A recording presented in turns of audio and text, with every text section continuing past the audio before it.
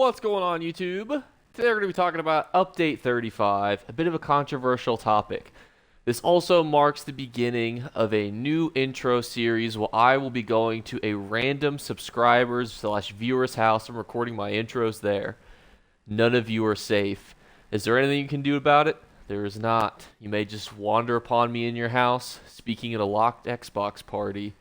So, we're going to be talking today about Update 35 and all of the positive changes about it. Now, this doesn't necessarily mean that overall the update's positive. However, I feel like a lot of people have focused on the negative changes and all of the other changes the developers have made about certain sets and morphs.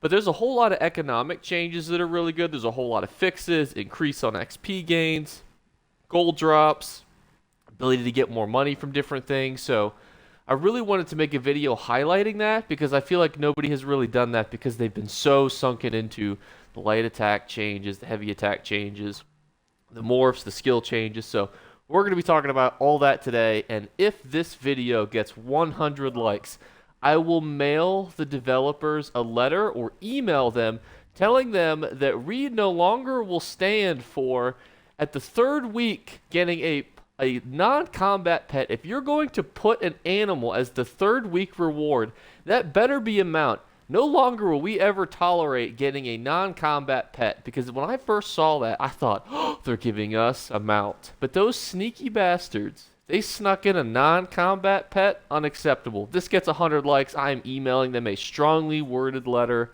and you guys will all be able to read that letter with me. So, let's jump into the update. So, the biggest change that I wanted to talk about first is actually probably the biggest, and that is in a chain called Crafting and Economy, which is where they say that they will, 1, be increasing the slaughter stones that drop from weekly trial coffers.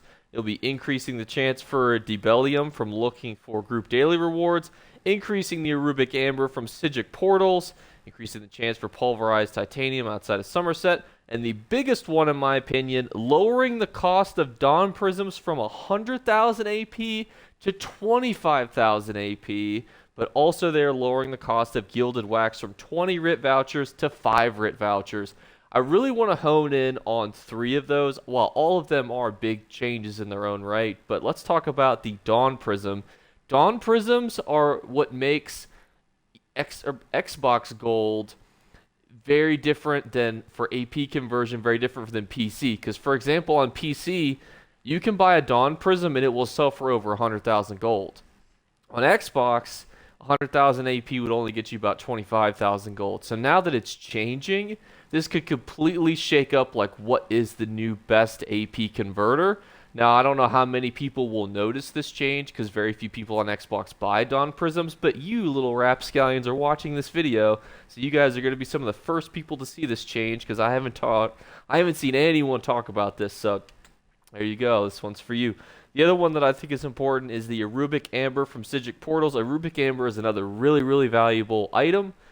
So I really encourage you guys to get that, as well as the Gilded Wax is another pretty decent one. Going from 20 to 5 I think is a really good change. A lot of people got a lot of Writ vouchers and they're still trying to convert it. It's very hard to convert it into those time-saving pieces because so many people got those during the last Zenthar event. So this could be a really nice little bit of a Writ voucher converter to gold for you guys. The next really big change actually comes from the matches for your Tales of Tribute victories. For those of you who do not know, there are 2 daily quests that you can complete, and what you will be getting for those daily quests is now going to massively increase. They used to just give you a bunch of greens or a bunch of blues, a bunch of purples, which was garbage.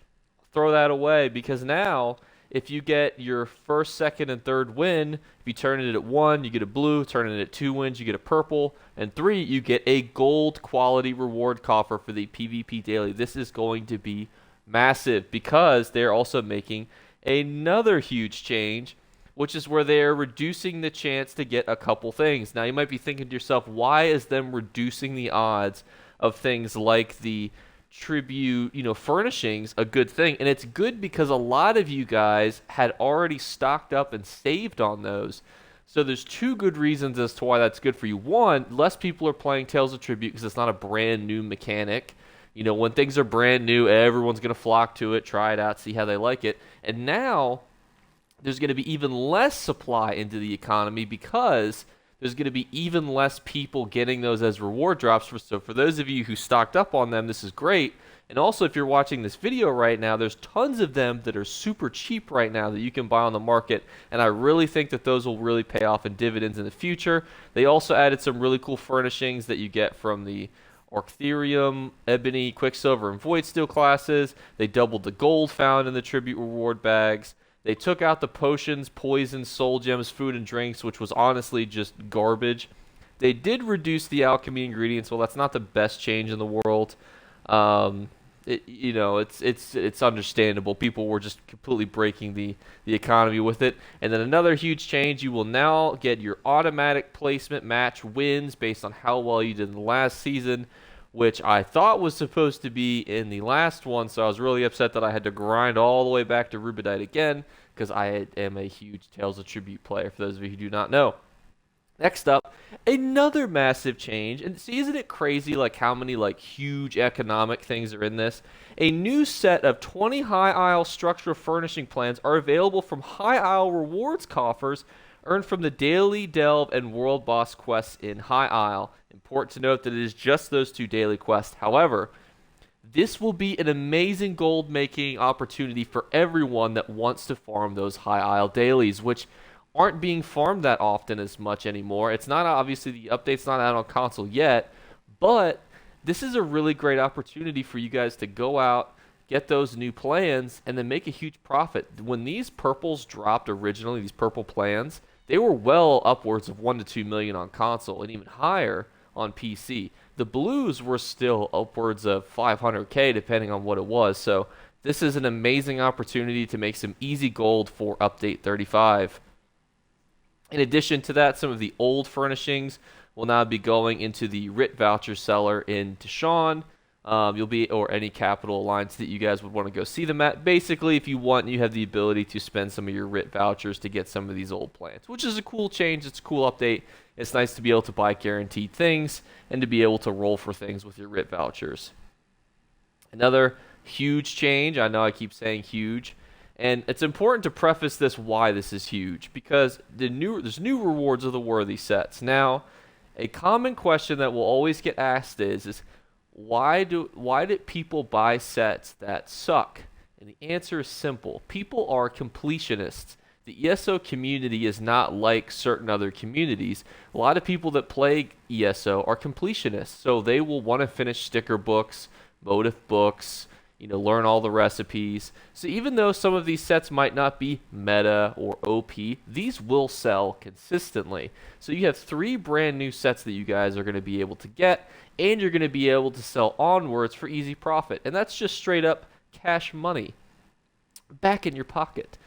There will also be 2 new dungeons. For those of you who know me, know that I'm not the biggest dungeoneer in the world. I'm not the hugest dungeony boy, but I can appreciate 2 extra dungeons being added to the game. More content, more things to do, more titles, more huzzah, I can respect.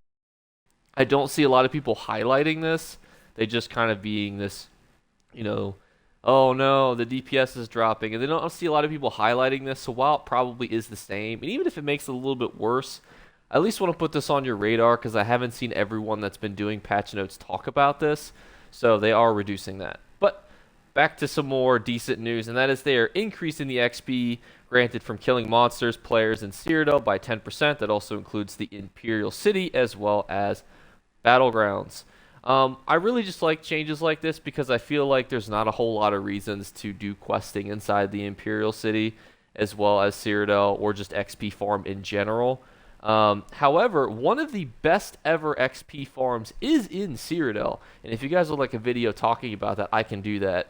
But I will put in the pinned comment to the actual area, because I believe it was Delta's Gaming that made a video on it, so I will put his video in the description. If it was him, if it was somebody else, I'll put that video. But there is an amazing XP farm near the yellow area in Cyrodiil. For a long time, it was the best XP farm possibly in the game. So keep an eye out for that, because now you're going to get an extra 10% because you're going to be in that Cyrodiil area. So we're now going to answer the hardest question that I've had to address, and that is, will update 35 affect the trout population? And the answer to that is, I don't know. Here's why I don't know. Because they're not adding anything new that would cause perfect roe, right? So my heart leans towards there won't be a lot of change. But then one of you reached out to me and made me feel awful. Because you said after I put out that fishing video that both Somerset and Artaeum were filled with people fishing. And that hurts me because that means that I affected the trout population. Me, Jake Clips, affected the trout population. So I think that as update 35 rolls around, there will be new players looking to make easy gold. And unfortunately, fishing is a really easy method to make a lot of gold. So unfortunately, we're going to have to classify this as, I think the trout population will be affected. I apologize, everyone. But I hope you guys found this video helpful. Please remember to like, share, subscribe, and enter into the giveaway. All you have to do for both of our giveaways, we have one for total subscribers. You just have to be subscribed. The second one is you just have to leave a comment on as many comments as you want on as many videos as you want. Don't even have to be positive comments. They can tell me that my feet smell like feet. So that's going to wrap up the video, guys. I will catch you guys tomorrow. Bye, guys. You better remember to like and subscribe to Jake Clips. Or you should. I might have to pluck your eyes if you don't. Or, better yet, I'll skip rope with your entrails. Do it now. Subscribe. Ta-ta. Off with you.